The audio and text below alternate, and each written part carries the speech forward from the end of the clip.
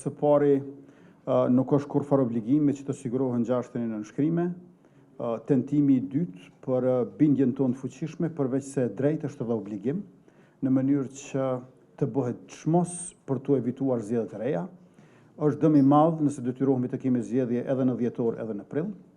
Prandaj edhe sot ne dërguam tek zonja presidente e Republikës, Vjosa Osmani, emrin e Glau Konjufcës, ish kryetarit të kuvendit, nën kryetarit të parë të subjektit ku unë jam kryetar, që të bëjmë edhe një tentim për formimin e qeverisë, në mënyrë që mos të ketë dy palë zgjedhje për pak muaj, dhe përveç kësaj, me qenë se opozita po thotë se kurse se nuk pranon të votoj buxhet të qeverisë në detyrë, ndonë se ne e kemi bërë këtë kur ishte kryeministër Abdullah Hoti, atëherë ja leta kemi një qeveri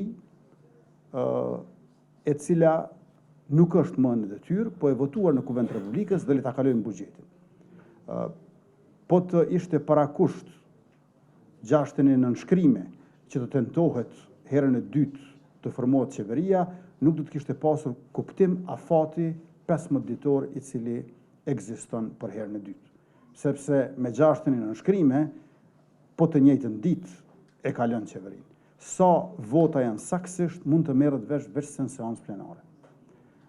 Ndërka që është dëm i madh, jo vetëm për televizionin e Kosovës, por për 300.000 pensionistë gjithsej që marrin nga buxheti i shtetit.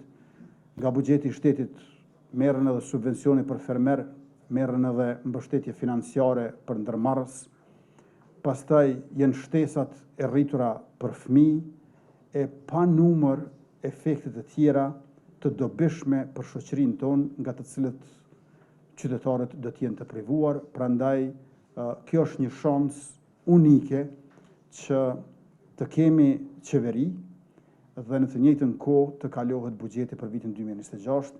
Mos harroni që kur kam ardhur në detyrë, buxheti në vitin 2021, që e kemi trashëguar për të tjerëve, ka qenë 2.4 miliardë euro. Në vitin e ardhshëm buxheti është 4 miliardë euro. Për 2/3 është më shumë se sa para 5 vjetëve.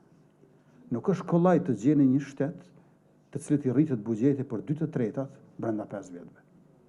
Kur kam ardhur në detyrë, bruto produkti vendor i Kosovës ka qenë 7 miliardë.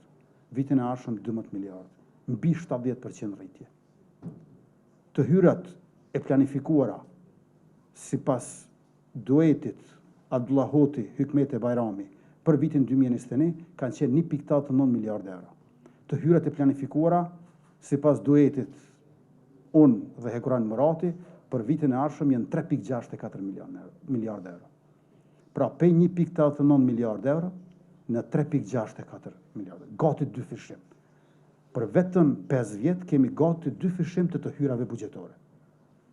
Kjo është e jashtëzakonshme. Por le ta miratojmë këtë buxhet dhe rritjen ekonomike ta gëzojnë edhe qytetarët. Prandaj, nëse nuk e duan një buxhet me qeverinë detyrë, le ta kemi një qeveri fuqiplot, ndonsa e mund të mos jetë edhe për tej prillit, por le ta miratojmë buxhetin, planin e rritjes bashkimit evropian dhe shumë gjëra të tjera të nevojshme për shtetin tonë. Tash sa i përket mandatarit të ri në tentimin e dytë, Glau Konjufca i ka që të gjitha votat që i kam pasur unë.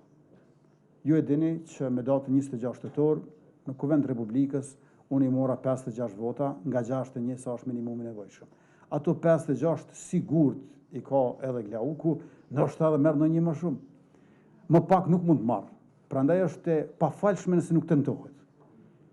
Domthon maksimumi im që u dëshmu me 26 tetor është minimumi i Glaukut. Prandaj le të përpiqemi maksimalisht që ta formojmë një qeveri e të ecim përpara. Sa i përket koalicioneve qeverisë me këto partit, unë nuk shoh kurrfarë mundësia teorike më, për shkak të mosbashkëpunimit të tyre. Kemi shkruar letra, na janë përgjigjur publikisht, na kanë thënë që as nuk takohen, dhe në këtë atmosferë kaq të intoksikuar nuk po shoh se si mund të ketë bashkëpunim midis partive. por nëse mund të krijojmë diçka elementare dhe le të jetë edhe e përkohshme, atëherë është shansi që këtë ta bëjmë nëse ekziston minimumi i vullnetit politik.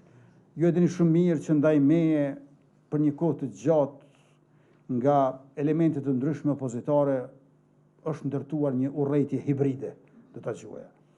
Por ja që nuk jam unë tashmë aty, tash kanë dikë tjetër dhe le ta dëshmojnë që e kishin vetëm me mua dhe le ta dëshmojnë që interesi shtetëror është mbi atë partijak.